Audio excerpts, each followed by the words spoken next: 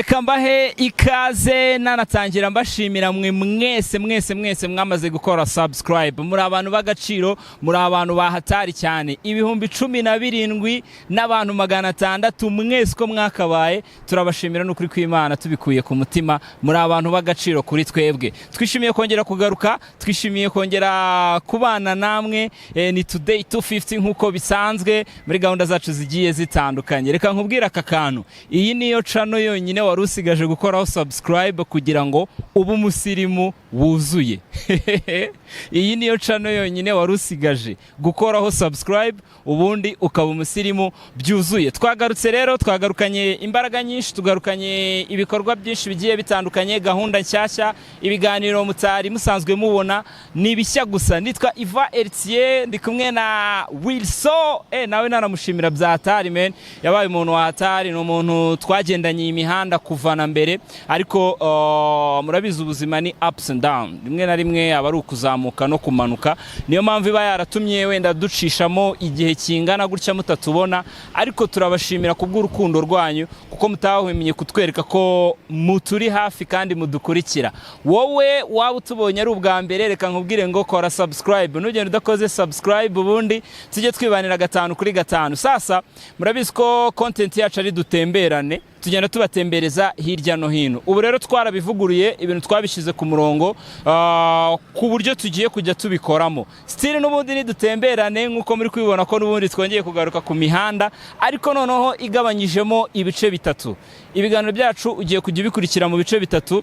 Igice cya mbere ni icy'ubukerarugendo, aho tuzatangira twibanda ku bukerarugendo bw'imbere mu gihugu, of course, kujya gutera uburezira bw'ibanza. Tuzabanza tubatembereze mu Rwanda. Nimba ukunda gutembera, nimba ukunda kujya ahantu hatandukanye nyaburanga, gusura amateka, kugira gute, wowe ntujye kure, kora subscribe aho ngaho. Tuzagutembereza igihugu cyose. Ubwo nitumara guhaga, tumaze kubona ko igihugu cyose twagitembereye, nibwo tuzavuga tuti katurebe n'ahandi naho uko biba bimeze. Iyo ni content ya mbere. Igice cya kabiri ni entertainment, ni imyidagaduro. Tuzibanda ku myidagaduro, inkuru zigiye zitandukanye z'imyidagaduro ziba zihari nazo ari nyinshi, naho muzajya mukurikira hano kuri Today 250. Hanyuma iya nyuma ikaba ari business. Tuzajya twibanda kuri business, my friend. Tuzajya tutembera, twenjoyinge mu myidagaduro, ariko tuze tunarebe uburyo twashaka ibiceri, turebe uburyo twamenya amahirwe ahari hirya no hino y'uburyo dushobora gutera imbere nk'abajene b'u Rwanda. Siko bimeze gahunda niyo ngiyo. Tuzajya tubatumirira abantu bagezeyo, tuzajya dusura ibikorwa bigiye bitandukanye bya business, ariko bidahambaye ku buryo nawe ushobora kubifatiraho urugero cyangwa ukagira icyo byigiraho. Tuzajya dusura abantu bateye imbere muri business, badusangiza ubunararibonye bakoresheje, n'ibindi bitandukanye bijyanye na business. Ni ukuvuga ngo slogan yacu barimo barayitunganya, munatangira kuyibona mu minsi iri imbere. Ni ukuvuga ngo Today 250 ntago bikiri dutemberane gusa, ahubwo tuzajya twibanda kuri travel, entertainment ndetse na business. Ibyo bintu ko ari bitatu, ariko byose bikajya biba byibumbiye muri ya content imwe yitwa dutemberane. Nabikubwiye, dushobora gutemberera umuntu wagize ahagera muri business, dushobora gutemberera ahantu nyaburanga, ndetse kandi dushobora no gutembera turi kwiganirira amakuru y'ibyamamare, amakuru y'imyidagaduro. So kwikubitiro rero nta gutinda kuko ubu twagarutse na courage nyinshi cyane. Ngira ngo uri kubibona aha hantu ndi bahita Kigali Convention Center roundabout. Uri kubibona inyuma yanjye ko hateye amatente. Nagaru bwa mbere dutembereye hano hantu, ariko buri gihe uko tuhaza hari agashya tukuzaniye, tuje kukubwira katari gasanzwe. Ngira ngo muri kureba ukuntu hameze. Wilson arimo arabereka neza cyane ukuntu hameze hano hantu.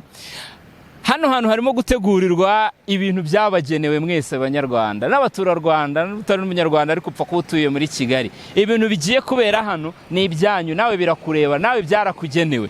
Hano hagiye kubera festival yitwa Kigali Countdown Festival. Kigali Countdown Festival ni festival yateguwe n'umujyi wa Kigali, igamije kudufasha gusezerera umwaka wa 2025 tugatangira wa 2026. Ni iminsi 10 yose turi hano turya show buri mugoroba uhereye kuri uyu mugoroba wo ku itariki ya 24 ubu ari iminsi 10 tuzajya tuba turi hano buri gihe buri mugoroba turimo kwirira show. Urabona ko na hantu hanze harafunguye, imyiteguro igeze kure, terankunga arimo kwipositioninga fresh, ubundi tukajya turya show. Ukuntu biteguye rero iyi festival Kigali Countdown Festival izajya iba buri munsi uhereye ku itariki ya 24 buri mugoroba. Hano hazajya haba hari show, hari abahanzi batandukanye, hari aba DJ batandukanye, hari icyo kunywa n'icyo kurya. Umujyi wa Kigali n'icyo utazabazanira, nta na kimwe utazabazanira. So tuje kugutumira rero, niho duhereye kwa ko twari tumaze igihe tuburanyeho, niyo mpamvu twahisemo kuza guhera hano hantu tunabaha plot ko buri mugoroba ahangaha niho bigiye kujya bibera.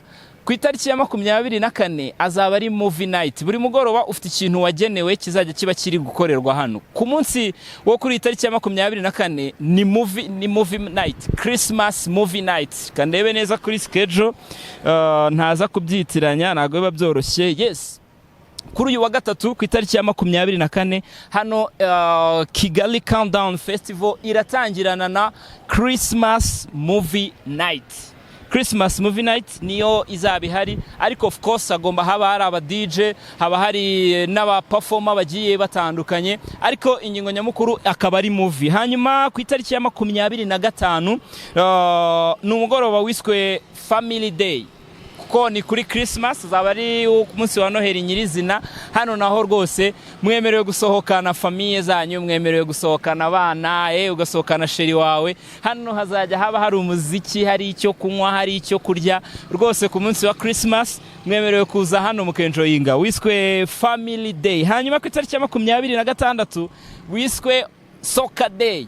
Ni umunsi wa Soccer Day. Birashoboka ko tuzabe turimo kureba umupira cyangwa bazatwereka nk'umupira, na cyane ko murabizi ko muri iminsi hari imikino y'igikombe cya Afrika irimo kuba. So ntawamenya, wabona umukino wo ku wa gatandatu tuzayikurikiranira hano nk'uko nawe uri kubibona. Hanyuma ku itariki ya 27 hano hazaba hari Gen Z Show, Jen's Comedy Show.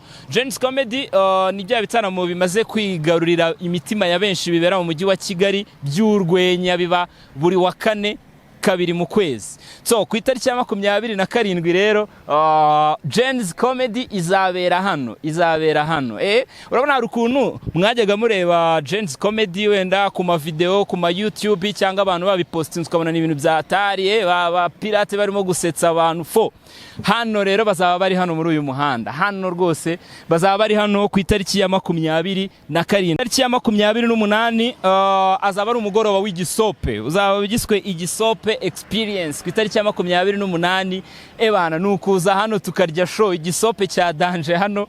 Na wamenya arye wasanga hazaba hari Makanyaga, cyangwa hari Dofe bande, cyangwa hari n'izindi bande zigiye zitandukanye nyine mwe musanzwe muzi, abakunda igisope by'umwihariko. Hanyuma ku itariki ya 29 kugeza ku itariki ya 30 azaba ari Youth Festival cyangwa festival y'urubyiruko, azaba ari Youth Festival.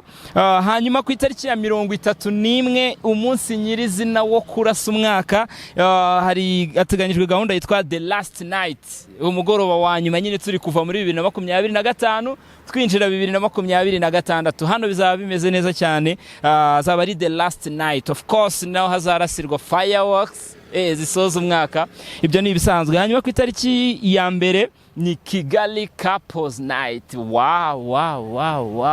Kigali Couples Night.